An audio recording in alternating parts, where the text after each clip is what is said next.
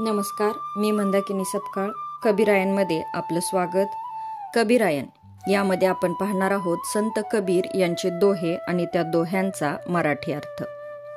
आध्यात्मिक साधना साधत असताना अट असते ती निर्मळ मनाची. जेव्हा माणसाचे मन काम, क्रोध, मोह, माया यापासून मुक्त होते, बाहेरील कर्मकांडापासून मुक्त होते, प्रत्येक क्षण ईश्वराचे स्मरण करत राहते, ते मन अतिशय निर्मळ बनते. अशा मनाविषयी कबीर सांगतात. दोहा.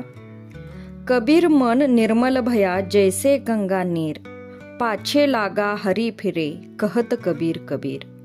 मराठी दोहा. कबीराचे मन इतके निर्मळ गंगा जल जसे, कबीर कबीर म्हणत देवही मागे फिरत असे.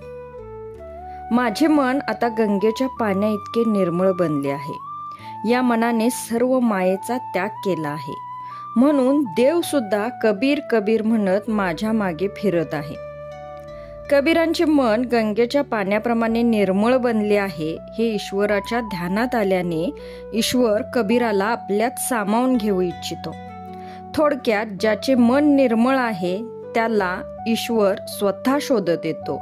म्हणूनच कबीर म्हणतात, कबीर मन निर्मल भया जैसे गंगा नीर, पाछे लागा हरी फिरे कहत कबीर कबीर.